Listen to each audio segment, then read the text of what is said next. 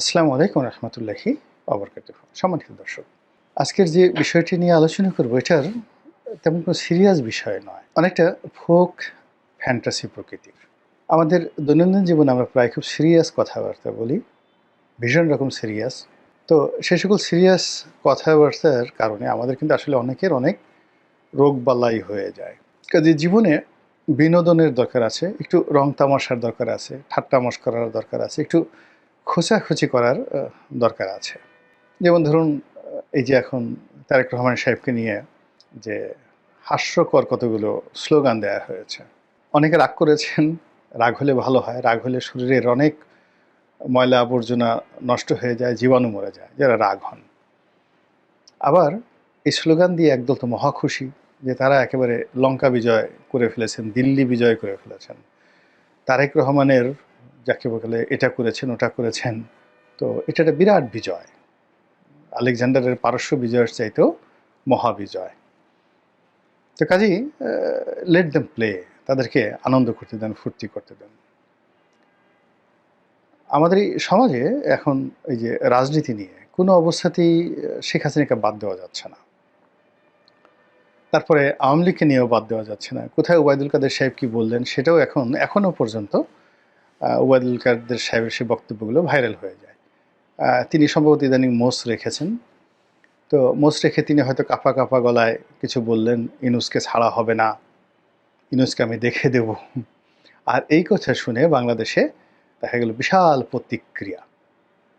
তাহলে যখনই ওনার কোনো কথায় আমরা প্রতিক্রিয়া দেখাচ্ছি, ইট মিনস তার একটা গ্রহণযোগ্যতা আছে, তার একটা শক্তিমত্তা আছে। আদারওয়াইজ সাধারণত যদি কোনো অপ্রয়োজনীয় লোক, অগ্রহণযোগ্য লোক, অগুরুত্বপূর্ণ লোক আপনাকে নিয়ে কোনো কথা বলে, ওটা আপনার মাথা কখনো হিট অ্যান্ড হার্ট করবে না।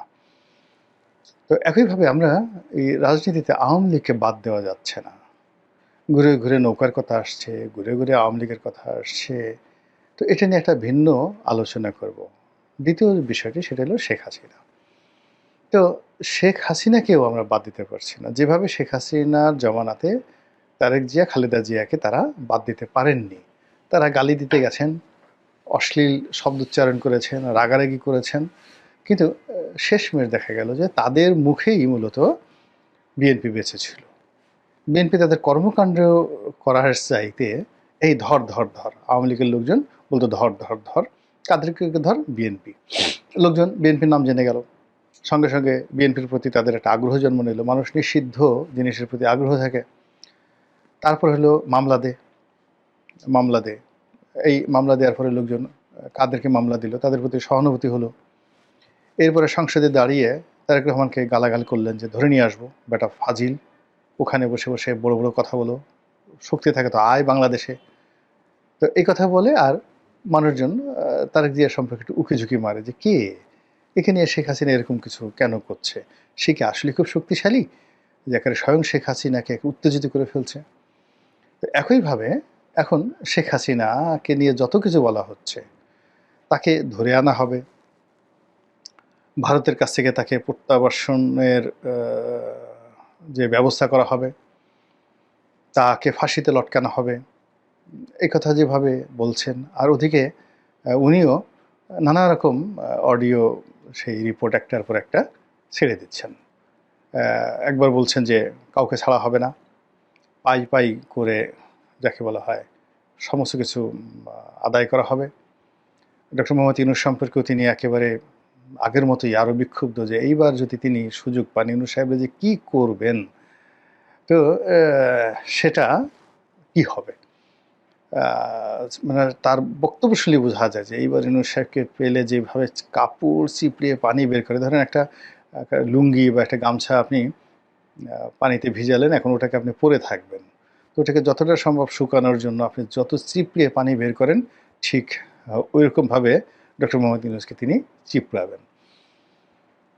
আর যেটা আছে সেটা হলো যে তিনি প্রায় প্রতিদিনই, যেহেতু রাজনীতি করা মানুষ, রাজনীতির মধ্যে অনেক কিছু আছে যেগুলো তিনি জানেন, বোঝেন। রাজনীতির দুটো বিষয়, একটা হলো গ্রিড অ্যান্ড ফেয়ার, মানে আপনাকে ভয় দেখাতে হবে আর লোভ দেখাতে হবে। এটা রাজনীতিবিদরা যত সুন্দরভাবে করতে পারে তারাই সফল হয়। আপনি যদি ভয় দেখাতে না পারেন, আপনার যদি নখ না থাকে, দাঁত না থাকে, মানুষকে কামড় দেওয়ার ক্ষমতা না থাকে, খামচি দেওয়ার ক্ষমতা না থাকে, মানুষের ঘাড় মটকে দেওয়ার ক্ষমতা না থাকে, কেউ আপনাকে পাত্তা দেবে না। যেভাবে দেখেন আমাদের স্বরাষ্ট্র উপদেষ্টা, সহজ সরল মানুষ, ভদ্রলোক মানুষ। আমরা তাকে নিয়ে কত রকম ট্রল করছি। কিন্তু এই মানুষটি যদি এই কয়েক মাসের মধ্যে কয়েকটা অন্ততপক্ষে ১০০ টা গুম করে ফেলতেন, তারপরে শেষে ১০০ টা গুম করার পরে ২০-২৫ টা ক্রস ফায়ার করে ফেলতেন, সবাই উনাকে ঠিকই আব্বা, আব্বা ডাকতেন। এখন আমরা দুলাভাই ডাকার চেষ্টা করি, তখন আমরা সবাই বলতাম যে, "না, এটা বাঘের বাচ্চা পেয়েছি বটে। এই আমাদের জাতির পিতা হওয়ার উপযুক্ত।" মানে এই হলো মানুষের মানসিকতা, শক্তের ভক্ত নরমের জম। তো যেকোনো কারণে হোক না কেন, শেখ হাসিনা তার বিগত যে শাসনকালে আয়রন লেডি হিসেবে সারা দুনিয়াতে তিনি একটা ভাবমূর্তি গড়ে তুলেছেন। বিশ্বের সবচেয়ে ক্ষমতাধর নারী, বাংলাদেশের সবচেয়ে ক্ষমতাধর মানে রাজা বাদশাহ, এরকম একটা অভিব্যক্তি।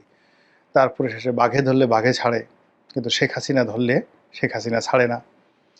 একথা তো সুরঞ্জিত বাবু বলে ফেলেছেন, এবং ওনার সেই যে চোখ, she has a cat's eye, মানে একটু সাদা সাদা চোখ, যেটাকে আমরা বলা হয় বিড়াল চক্ষু বা বিলাই চক্ষু।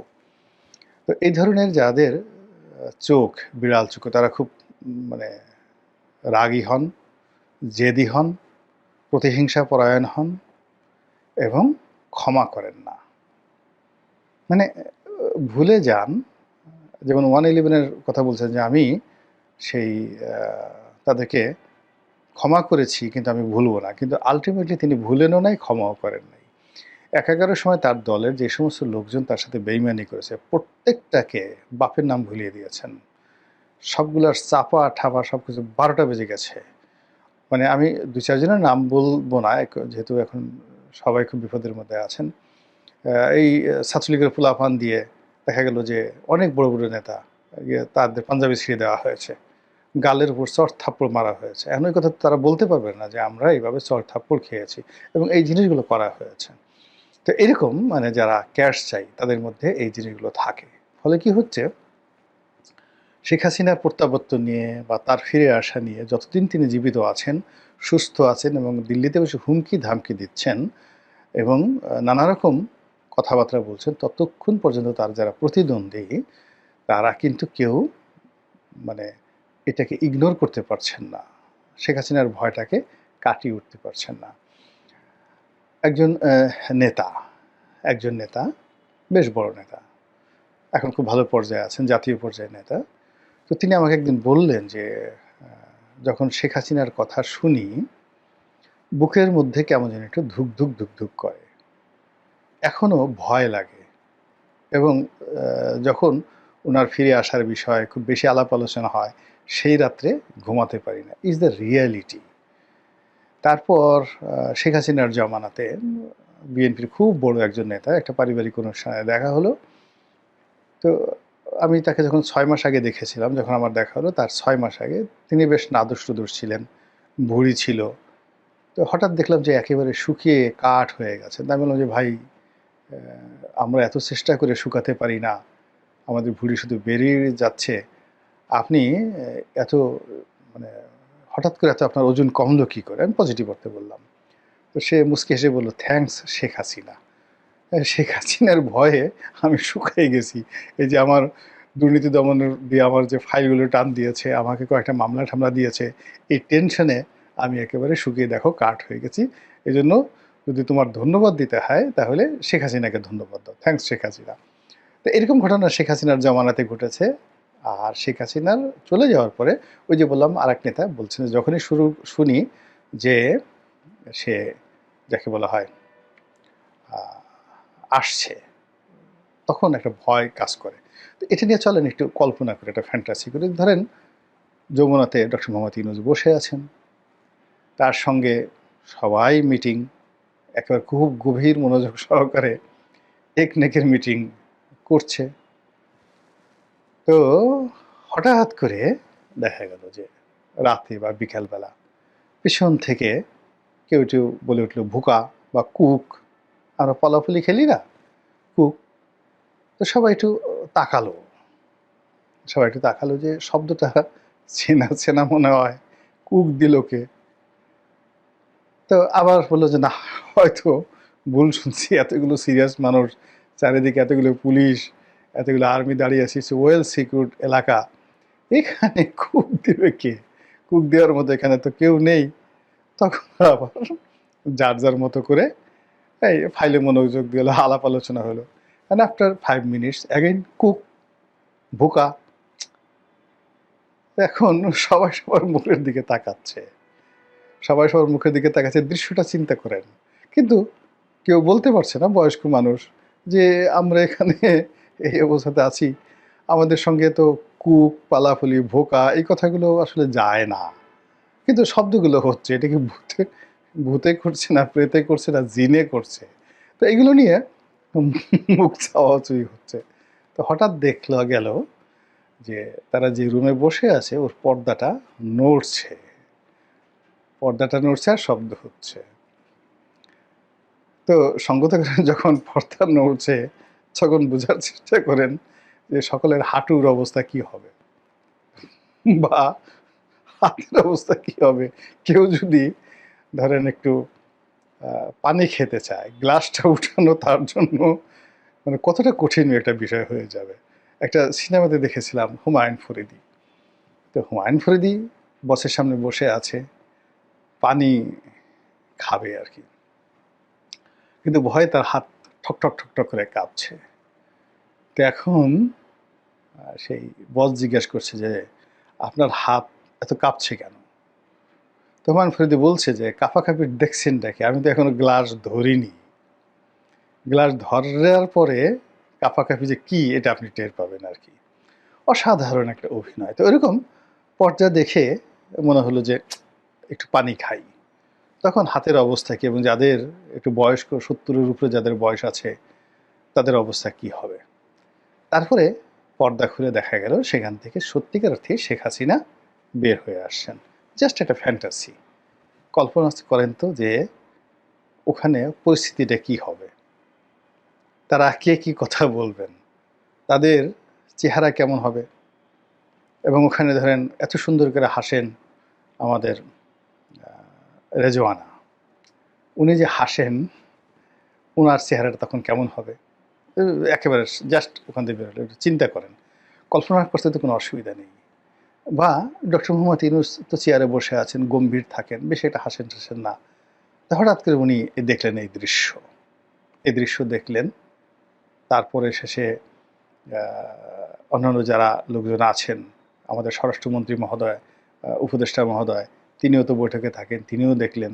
হ্যাঁ, তো তিনি তখন কি করবেন, কি বলবেন বলেন তো?